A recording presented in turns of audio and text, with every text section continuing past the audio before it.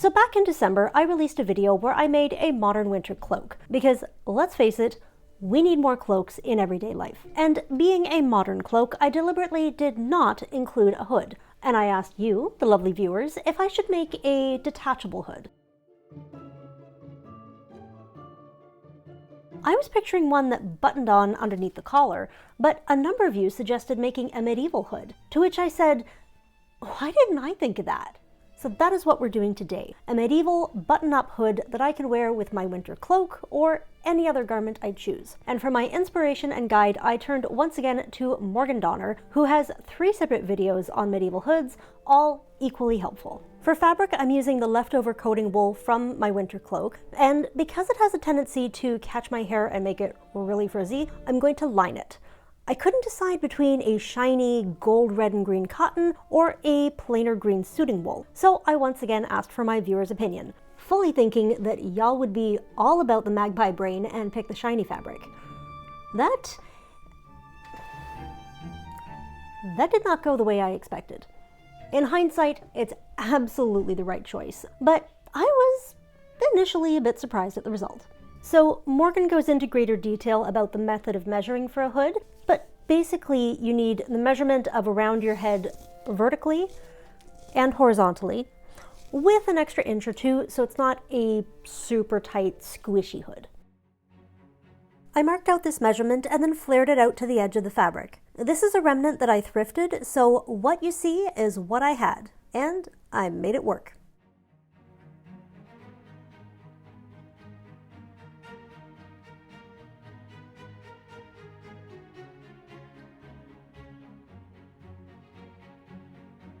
To help the hood have the right silhouette, when you're making the bottom hem, it's important that the vertical and horizontal lines meet at a 90-degree angle. And I also marked a straight line in the center, going just up to where the flare starts. Traditionally, these hoods would often have a lyra pipe or a long strip of fabric at the end. I have seen images of hoods without them as well, so I decided to be a rebel and leave it off. So instead, I rounded the upper edge so I wouldn't have a pointy, squarish hood.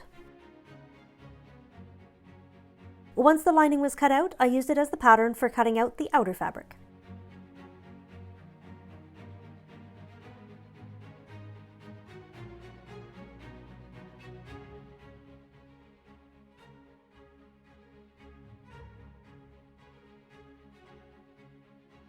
To give the hood a bit of flair and to help it sit nicely across the shoulders, you need to insert godettes, or godets.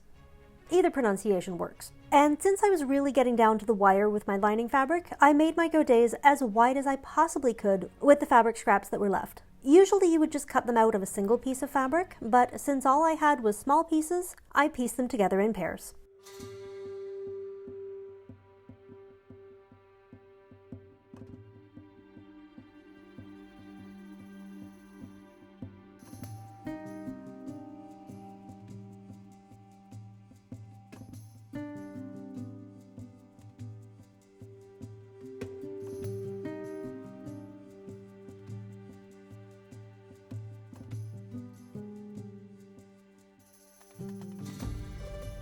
On the outer fabric, I whip-stitched down the seam allowance to help it lie flat, catching just a little bit of the main fabric to avoid it showing on the outside.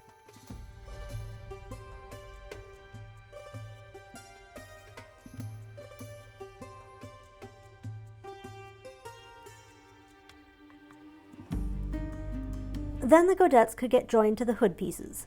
This was way more fiddly than I thought it would be, especially when you get to the top of the join.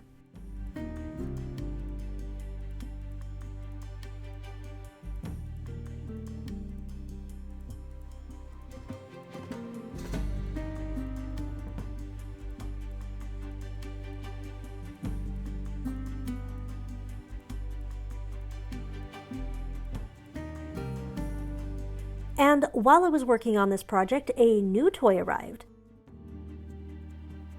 This is a replica of a Victorian sewing bird, or third hand. It holds your fabric firmly in place when hand sewing, so you don't have to pin your work to a cushion, or your jeans.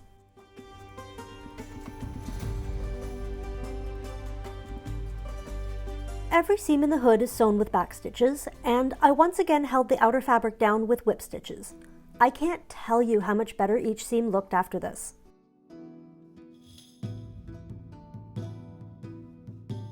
Once the godettes are in, the back seam of the hood can be sewn up.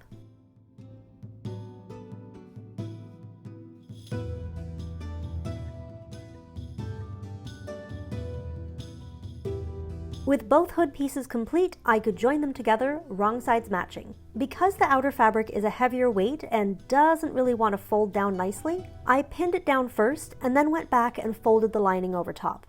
I was going to do whip stitches all the way around, but once I did a few inches, I realized that it wouldn't actually sit nicely. So I went with top stitching instead, doing a running stitch close to the edge.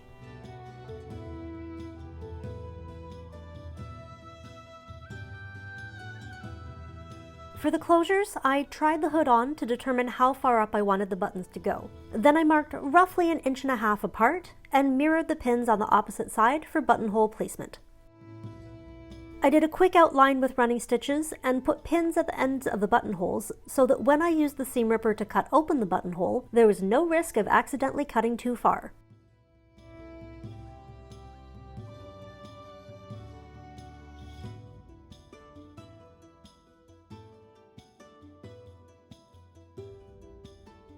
Then I used a buttonhole stitch all the way around. And I will say, this is the stitch I still have trouble getting just right, so let's not look too close at these, shall we? Lastly, I attached some lovely filigree buttons on the opposite side, right close to the edge.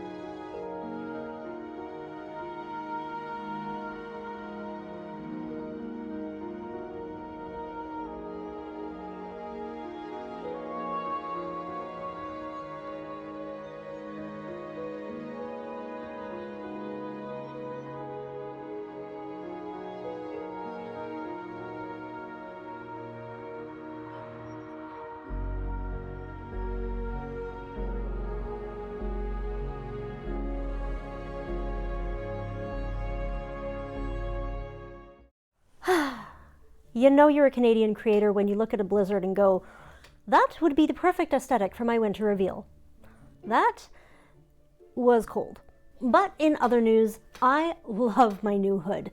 It's really cozy and comfy, and I can definitely see pairing it up with a whole bunch of different outfits from my closet. It's deep enough that I can retreat into it and not get a single flake of snow on my face, and it's flexible enough that I can fold back the front edge to get a better view. The yoke is also great for keeping my shoulders warm so I don't get that pesky breeze down the back of my neck like I sometimes get with a modern coat. All in all, 10 out of 10, highly recommend. You should get yourself a medieval hood.